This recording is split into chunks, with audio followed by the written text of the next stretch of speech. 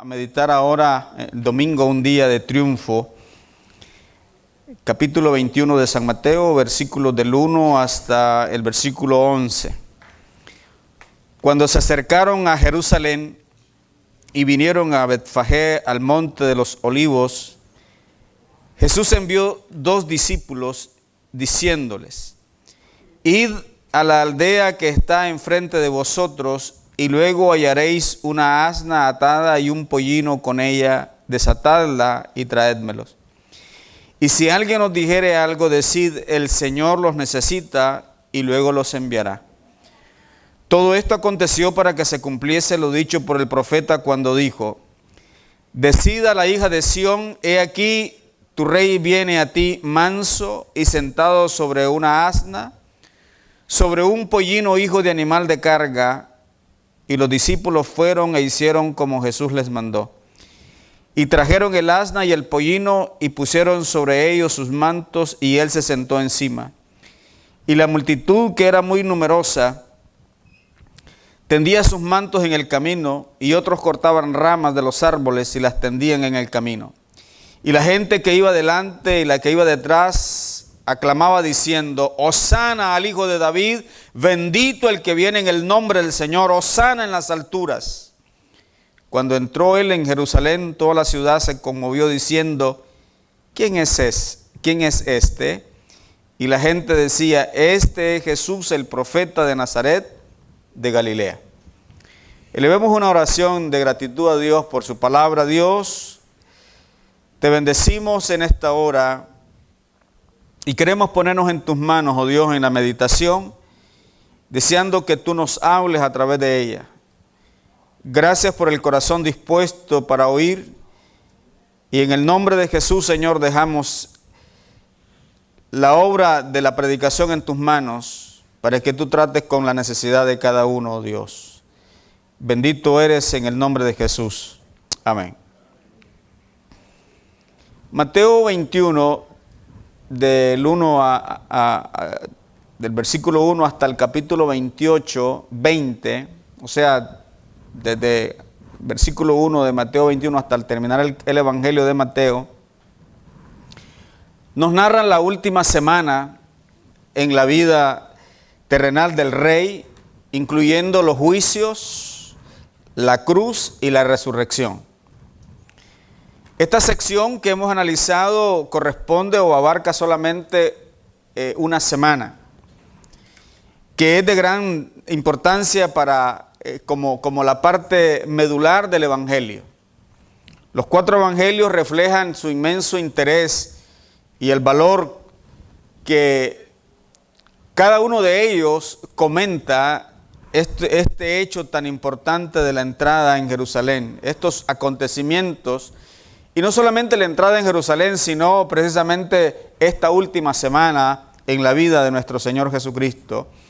Mateo, por ejemplo, solamente para que usted considere el valor, la importancia que tiene y que los evangelios le dan, Mateo le dedica 8 de 28 capítulos. 8 capítulos de 28 que tiene el evangelio, es decir, un 28%. Luego tenemos a Marcos, que tiene 16 capítulos, le dedica 6 capítulos, es decir, un 37%. Lucas tiene 24 capítulos y le dedica 6 capítulos de ellos, es decir, un promedio del 25%. Y Juan le dedica 9 capítulos de 21 que tiene, es decir, un 42%. Es decir, ven ustedes, esta última semana le dan una importancia tremenda. Podemos decir entonces que un total de 29 capítulos, sumando los 4 evangelios, ellos tienen 89 capítulos. Entonces, de esos 89, 29 capítulos son dedicados a la última semana del ministerio del Señor Jesucristo, es decir, un 34%. Esta cifra se destaca aún más, tiene mayor relevancia porque estamos considerando toda la vida de Jesús tiene 33 años. Y aquí en estos capítulos se resume una semana, la semana más intensa en la vida, ministerio, obra del Señor Jesucristo. Así que esto es bien relevante. Dice la Biblia que Jesús y sus discípulos llegaron a Jerusalén. Este era el último viaje a Jerusalén. Quizás habían recorrido desde Jericó hasta Betania un promedio de 25 kilómetros. Y entran entonces a Jerusalén. Se cree que Jesús pudo llegar a Betania el día viernes por la noche o sábado, para luego entrar el domingo en esta caminata el día domingo por la mañana. Entonces, este relato, hermano, nos indica la importancia del acontecimiento que los teólogos llaman la entrada triunfal, pero otros le llaman la entrada real. La entrada triunfal o la entrada real. De modo que aquí se nos describe o se nos enseña la entrada del Rey de Paz en Jerusalén para dar su vida en rescate por muchos. De modo que su entrada es un anuncio mesiánico, es una manifestación de que Él es el Mesías, el enviado de Dios para Israel y para el mundo. Veamos entonces en primer lugar encontramos aquí un momento dramático. Es evidente que Jesús marcó sus pasos para llegar a Jerusalén precisamente para la celebración de la Pascua.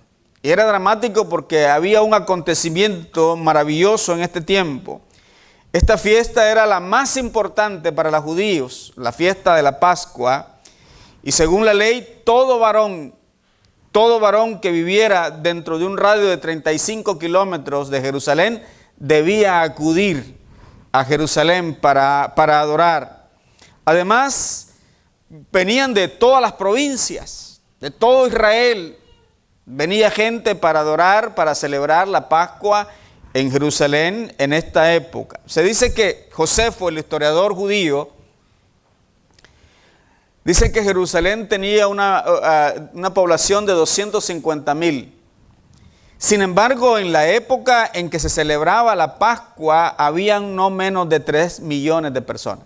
Ya puede imaginarse usted la cantidad, como que vea San Salvador, que tiene 500,000 habitantes, tiene más probablemente, pero que lleguen 5,000 para la fecha de la Semana Santa, 5 millones. Debe ser algo sorprendente. Tal multitud de personas era un momento muy especial para el momento en que Jesús llega precisamente y aparece en Jerusalén. Además, es significativa la fiesta de la Pascua, porque esto le da un dramatismo a la entrada del Señor, el hecho de que se celebrara la Pascua, porque era la ocasión de recordar que Israel había sido liberado por Moisés de Egipto, pero ahora viene el verdadero libertador de la nación de Israel, de los pecados y las iniquidades de la nación. De modo que eso le añade un dramatismo maravilloso. Jesús es el Mesías de Dios, el enviado de Dios, el nuevo Moisés, el libertador prometido por Dios, que viene a dar vida eterna y libertad a los esclavos por el pecado. En segundo lugar, es un acto mesiánico. Mesiánico es el enviado de Dios. Es un acto mesiánico. Durante la fiesta de la Pascua, en forma muy especial, la expectativa mesiánica del pueblo llegaba a su nivel más intenso.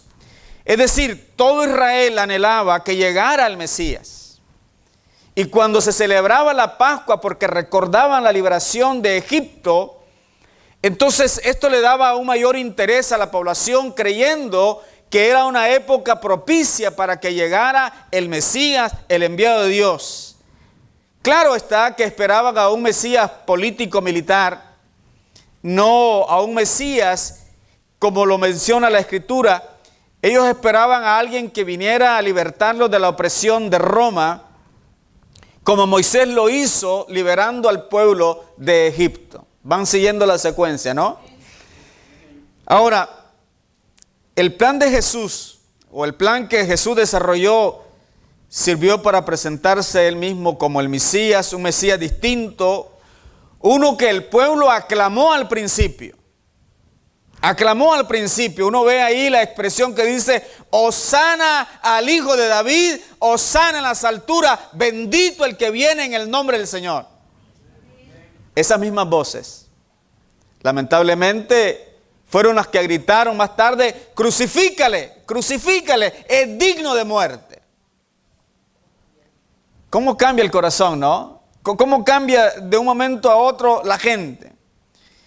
Los sinópticos, es decir, Mateo, Marcos y Lucas, los evangelios sinópticos, los que dan su punto de vista un poco diferente uno del otro, mencionan la aldea de Betfagé, que en esa aldea Jesús los manda para que traigan un animal de carga para entrar él en Jerusalén. Se dice que antiguamente los príncipes, cuando entraban en una ciudad, especialmente los príncipes, lo hacían en un asno.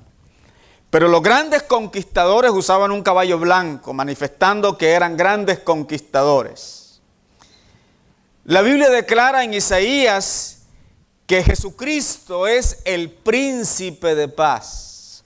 No venía con armamento, no venía con atropello, venía entonces ahora, como menciona la Escritura, montado en un animal de carga humilde, cabalgando en forma humilde, entrando en Jerusalén. Ellos esperaban a un comandante militar, a un líder militar. Así que los discípulos van y traen este animal, van a la ciudad de Betfagé a buscar este animal de carga. Se dice que esta ciudad estaba a unos 3 o 4 kilómetros de Jerusalén, contiguo a Betania. El nombre de Betfagé significa casa de higos, y Betania significa casa de dátiles. Ahora, es interesante que Jesús da las instrucciones precisas a sus discípulos. Son tan precisas que muchos opinan que él había arreglado de antemano la situación. Dice: vayan, dice, a la aldea y encontrarán, dice, un burriquito amarrado, un pollino amarrado ahí con un asno. Tráiganlo, dice, y si alguien les pregunta quién lo necesita, por qué se lo llevan, ustedes le dirán: el Señor lo necesita.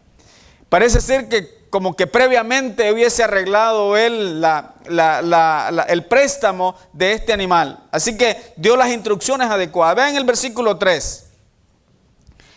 Bueno, del 2 y 3 dice: id a la aldea que está enfrente de vosotros, y luego hallaréis una asna atada y un pollino, es decir, el hijo de la asna, con ella. Desatadla y traédmelos. Y si alguien os dijere algo, decid: el Señor los necesita, y luego los enviará. Qué interesante. Si el Señor, el dueño, reacciona, ustedes van a decir: el Señor los necesita. Hablan de Él como el Señor de ellos. El Señor de ellos.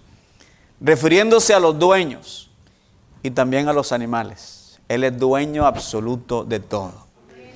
De modo entonces que es significativo eso. La necesidad que él tiene, dice, el Señor lo necesita. No era porque físicamente no estaba agotado. No. La idea es aquí, cuando dice el Señor lo necesita, se refiere no al cansancio físico de Jesús, sino a la de cumplir el plan del Señor. Que su rey entraría como el príncipe de paz, montado en un pollino. Y al identificarse Jesús, noten que usa el título de Señor. El Señor lo necesita. Significa probablemente, repito, que Él es dueño. Dueño de los dueños del animal y dueño de los animales y dueño de los que van a traerlo también. Es nuestro Señor. Todo entonces disponible para Él. En tercer lugar, hay algo importante que señalar aquí, que cuando uno lo lee no se percata. Está dicho ahí, pero a veces no se percata. Dice el versículo 1 que Jesús envió a 2 discípulos. Saben, a través de la Biblia uno encuentra los agentes anónimos. Estos son los enviados anónimos del rey, los agentes anónimos del rey. No tenemos nombres. No dice quiénes eran. Puede ser su nombre, podemos poner su nombre ahí. No dice quiénes eran. Jesucristo tiene discípulos cuyos nombres no conocemos, ni hemos visto sus rostros. Es como si estuviéramos realizando una misión especial y permaneciéramos en el anonimato. Son anónimos. Pero dése cuenta, hermanos, ¿quiénes son estos personajes anónimos? Señalo lo siguiente: son los que hacen su tarea calladamente. Se parecen a nosotros, ¿no? Hacen su tarea calladamente. Son los que atienden espontáneamente a las necesidades. Son aquellos que obedecen en forma incondicional. Son aquellos cuyo trabajo, aunque anónimo, no pasa inadvertido. Son aquellos que no dan excusas para las tareas encomendadas. Los agentes anónimos del Rey Jesucristo hacen su labor sin importar la resonancia a la cual muchos nos inclinamos, a los aplausos. ¿Y saben qué?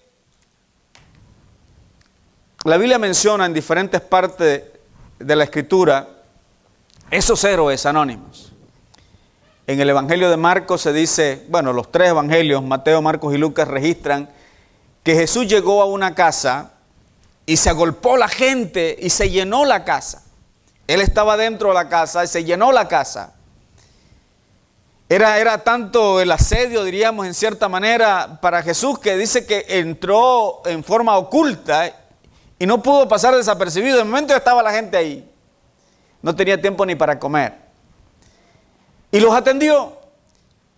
Y la Escritura cuenta el caso entonces de que llegaron unos hombres cargando a un paralítico en su lecho, en su camilla, y no hallaron cómo introducirlo dentro de la casa. A alguien se le ocurrió subir por el techo. Las casas tenían gradas a la par para subir. Siempre tenían la parte de arriba, eran techos planos. Las casas eran con techo plano porque lo usaban para orar, para meditar. Entonces subieron la grada, abrieron un agujero, un boquete en el techo. Se cree que era la casa de Pedro. Eso ocurrió en Capernaum, en la casa de Pedro. Bueno, Pedro lo va a entender, dijeron, ¿no? Y bajaron del techo al hombre y lo pusieron frente a los pies de Jesús. Pero si usted busca, ninguno de los evangelios, si usted lee, ninguno de los evangelios registra quiénes eran esas personas.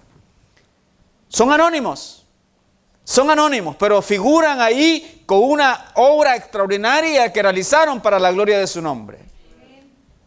¿No es cierto que a veces nosotros queremos el reconocimiento público? Y si no, nos sentimos mal.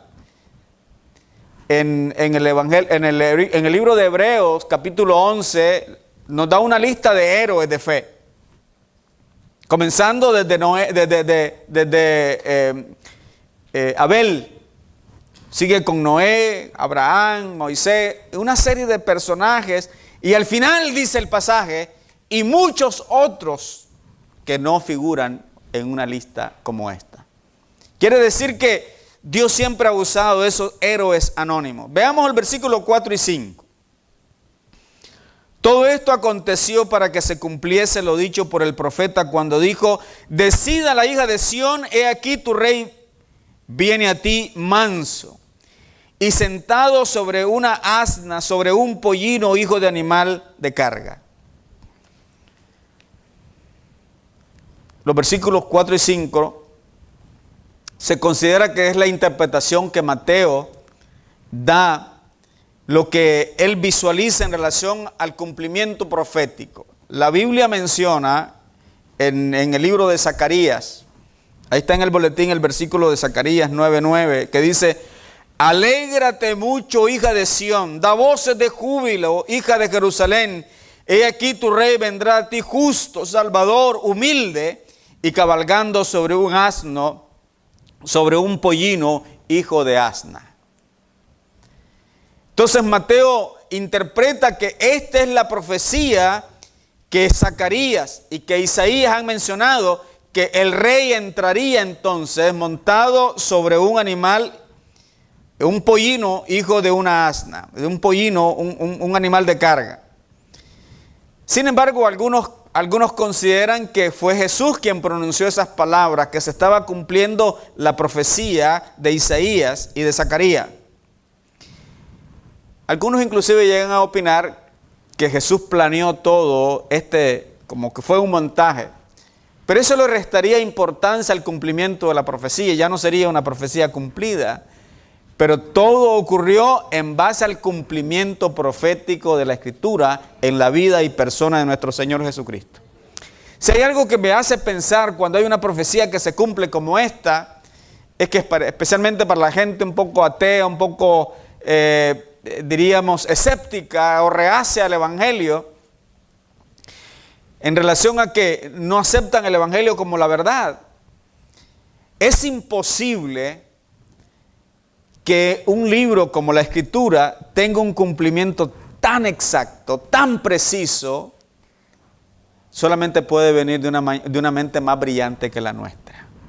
Que es la obra de Dios, únicamente Dios, desde Génesis, compaginar 66 libros, uno con el otro bien conectados. Solo Dios lo puede hacer. No hay fenómeno aquí, más que la explicación es que el Dios inspiró a los hombres, hablaron de una manera maravillosa y Él encaja las piezas en el momento que Él quiere. Y aquí se cumple. Se cumple y se cumplirá todo lo que lo que está por cumplirse en la Escritura. Isaías 62:11, si lo pueden abrir ahí, Isaías. En relación a esta profecía, me parece importante leerlo.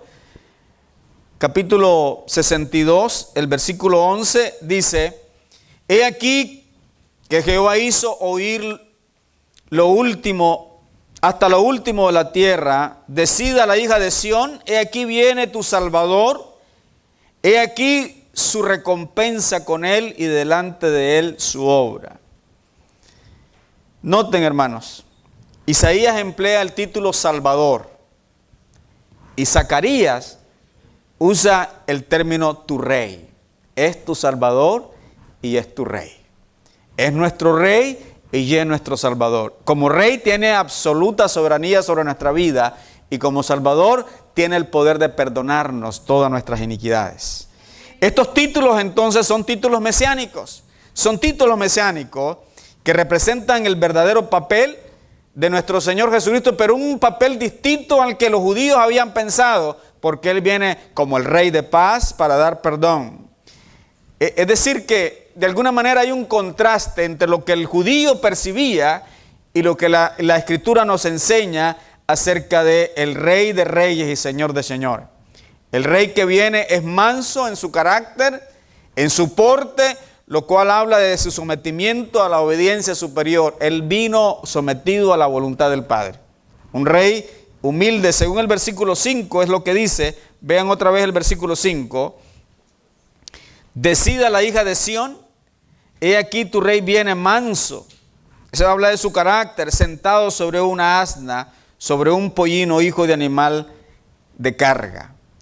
Entonces, tenemos aquí el Rey de paz, el Señor de paz, viene como rey, pero viene como triunfador, como conquistador de la muerte, del pecado. El militar viene como conquistador para quitar la vida, pero Él vino para darnos la vida abundante y victoriosa a nosotros, los que necesitábamos la salvación. De modo entonces que esta profecía encaja perfecta y exactamente en la persona y obra de Cristo y en el momento preciso. Se celebraba la Pascua, pero Él es nuestra Pascua, dice Pablo, que con un solo sacrificio quitó los pecados y las iniquidades de todos nosotros. Maravilloso el Señor por eso. Finalmente, veamos los preparativos físicos para el acto. Los discípulos trajeron el animal, una asna, un pollino. Según el versículo 7, dice, y trajeron el asna y el pollino, y pusieron sobre ellos sus mantos, y Él se sentó encima. Pusieron sus mantos, es decir, sus capas sobre los dos animales, y Jesús se sentó sobre ellos, es decir, sobre los mantos que le habían puesto al pollino, y dice la Escritura, sobre el cual ningún hombre se había montado. Era un animal sin haber tenido uso anterior. Y Lucas lo menciona de esa manera también. Además, hermanos, del acto de los discípulos de traer a los animales, noten, la mayor parte de la multitud preparó una alfombra, tiraban sus mantos, tiraban sus capas delante, traían ramas y las tendían. Ven ustedes, en el catolicismo para esta época se traen las palmas al templo y hacen, después que las palmas son usadas, hacen cruces con las palmas, ¿no? Y entonces la gente las lleva a su casa y las pone detrás de la puerta. No, y cuando hay un ciclón o hay miedo, entonces traen la cruz de palma. Encima cobran. Bueno, entonces, noten, hermano, ese no es el sentido de acá. Trajeron palmas, las tendieron en el camino, señal de que era un rey honorable. Le estaban rindiendo adoración y culto al rey y señor de todas las cosas. Tendían en el camino las mantas, tendían en el camino las hojas. En otras palabras, fue una procesión real. Reconocieron que Él era su rey, que Él era el Señor. Habiendo entonces finalizado los preparativos físicos, se inicia la procesión hacia Jerusalén y hay una exclamación espontánea. La multitud en forma espontánea decía: Hosana al Hijo de David. Hosana en las alturas, bendito el que viene en el nombre del Señor. Hermano, lástima que no habían cámaras de video en aquel entonces. Debió haber sido una situación extraordinaria, maravillosa, el hecho de que llega esta gente aclamándole. Recuerden, eran unos 3 millones de personas que llegaron a Jerusalén. No eran todos los que iban a la procesión, pero grandes cantidades de personas iban detrás de su rey, del Señor Jesucristo. Fue una procesión real. Ahora el Señor había llegado al momento de ser glorificado. Jesús decía: glorifica a tu Hijo. Ha llegado el momento. Él decía: yo no busco mi propia gloria, sino la del Padre. Pero ahora es el momento en que Él está siendo glorificado. Glorifica a tu Hijo, dice el Señor, como aquella gloria que tuvo antes que el mundo fuese. La gloria de Dios sobre Él, su vida. Él manifestó esa gloria, la gloria de Dios. Y los discípulos dicen eso, ¿no? Nosotros vimos su gloria. Gloria como la del unigénito del Padre, lleno de gracia y de verdad. Entonces ahora Él está siendo glorificado, aclamado.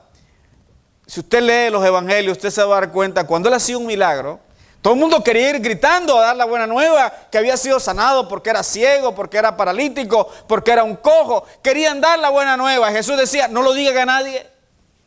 Ni siquiera que yo lo hice, no digan quién fue. Evitando de alguna manera la confrontación con los fariseos, con los religiosos. Pero ahora no detiene a nadie. La gente aclama: bendito el que viene en el nombre del Señor, hosana en las alturas, bendito el Hijo de David. Ya no lo detiene. Ya no hay reparo en ello. Por el contrario, Él desafía a los opositores, haciendo una entrada triunfal y pública. Y sabe, es más, según los versículos siguientes, cuando entró a Jerusalén, ¿hacia dónde se dirigió? Se dirigió al templo. Y hace algo muy poco usual, lo hizo en 2 ocasiones, entró al templo, vean el versículo 12 que no leímos, y entró Jesús en el templo de Dios. Y echó fuera a todos los que vendían y compraban en el templo y volcó las mesas de los cambistas y las sillas de los que vendían palomas. Ya ahora ya no evitaba la oposición de los fariseos, de los escribas, de los saduceos. Es más, los mismos fariseos dicen, según los versículos siguientes, le piden que mande a callar a la gente. Volvamos un poquito atrás. El versículo 10, cuando entró Él en Jerusalén, toda la ciudad se conmovió diciendo: ¿quién es este? Y la gente decía: este es Jesús, el profeta de Nazaret de Galilea. Y entró Jesús en el templo de Dios y echó fuera a todos los que vendían y compraban en el templo. Y volcó las mesas de los cambistas y las sillas de los que vendían palomas. Y les dijo: escrito está, la casa de oración será llamada, mi casa de oración será llamada, mas vosotros la habéis hecho cueva de ladrones. Y vinieron a él en el templo ciegos, cojos, y los sanó. Pero los principales sacerdotes y los escribas, viendo las maravillas que hacía, y a los muchachos aclamando en el templo, diciendo, Hosana al hijo de David, se indignaron y le dijeron, ¿oyes lo que estos dicen? Y Jesús les dijo, sí, nunca leísteis de la boca de los niños y los que maman, perfeccionaste la alabanza, y dejándolo salió fuera de la ciudad a Betania y posó ahí. Qué interesante. Los fariseos, los religiosos, mandaron a callar a Jesús, a los que clamaban por la aclamación, estaban molestos. Y dicen, ¿no oyes lo que dicen estos de ti? Quizás hay dos cosas aquí interesantes por las que ellos querían callar a los que clamaban. Era porque temían que los romanos entendieran que esta era una revuelta. Y los romanos tenían mucho miedo a las revueltas y las reprimían inmediatamente. Y estaban cerca ahí los torreones donde los guardias romanos estaban. Pero la otra cosa era precisamente callarlos porque estaban en contra del Señor Jesucristo y que lo proclamaran como el Hijo de David. Sin embargo, él entra o vuelve otra vez al templo y lo que hace es limpiar el templo. Hace un desalojo de aquellos que habían convertido la casa de Dios en un mercado. Para los que no están muy familiarizados con lo que pasaba es que los sacerdotes vendían los animales, especialmente como era la Pascua, necesitaban animales perfectos para ser sacrificados en el altar. Los sacerdotes decían que el animal verdaderamente limpio era el que ellos vendían, no los que ellos traían de su ciudad. Así que tenían que comprarlo ahí exigidamente, cambiar la moneda por ellos, convertirla al cambio de la moneda para comprar la oveja o el cordero para el templo. Así que era un negocio redondo. Cambiaban la moneda, los cambistas. Ya saben que los cambistas siempre tienen un porcentaje. Y luego entonces compraban el animal al sacerdote. Era un negocio redondo. Entonces Jesús dice, ustedes han convertido la casa de Dios en un mercado. Mi casa, casa de oración será llamada. Isaías dice, mi casa, casa de oración será llamada para todas las naciones. No para los judíos, para todas las naciones, incluyendo nosotros, el pueblo de Dios. Limpió el templo, pero acepta la aclamación mesiánica de las multitudes. Hosana al Hijo de David, Hosana al que viene en el nombre del Señor. Le dieron 3 títulos aquí mesiánicos al Señor. Primero dice la Escritura, Hosana lo que significa la palabra Hosana es salva ahora o salva te ruego. Cuando ellos decían Hosana, están diciendo sálvanos ahora, salva te rogamos. Y esta palabra Hosana viene de la misma raíz Jesús, donde se origina la palabra Jesús. Y la pronunciación viene siendo casi similar. Entonces, en otras palabras, están diciendo, sálvanos Jesús. ¿Cómo le caería esto a los sacerdotes? Pues muy mal, muy mal. En segundo lugar, dice, Hijo de David.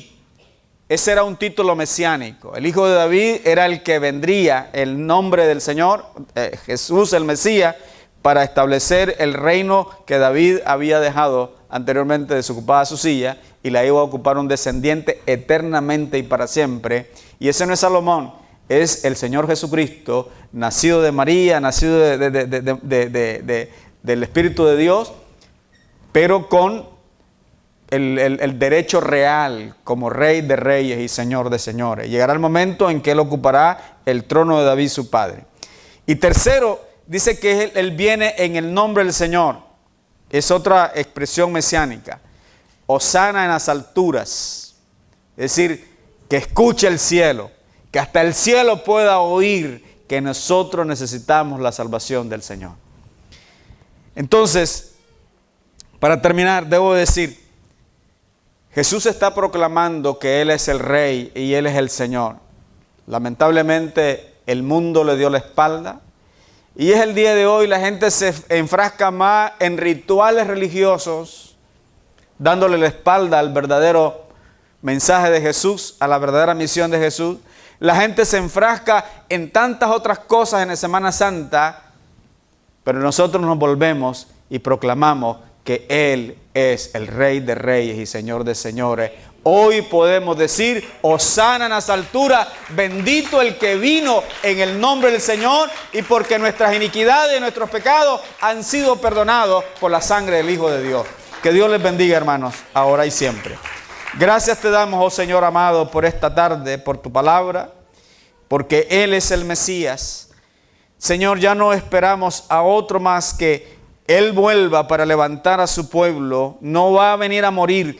Ahora viene como el león de la tribu de Judá para poner las cosas en su debido orden. Pero gracias porque antes de todas esas cosas nos encontraremos con Él como el esposo, como el redentor, como el rey que ha redimido a la iglesia de todas sus iniquidades. Te bendecimos, te alabamos y te damos la gloria y la honra, Señor. Que no solo hoy pensemos en eso, sino que nuestro corazón tenga gratitud por siempre, porque Él nos sacó de las tinieblas a su luz admirable, porque Él nos sacó de la muerte y nos dio vida, porque Él nos dio sentido y propósito a nuestra vida. A Él sea la gloria en el nombre de Jesús. Gracias, Señor. Dios le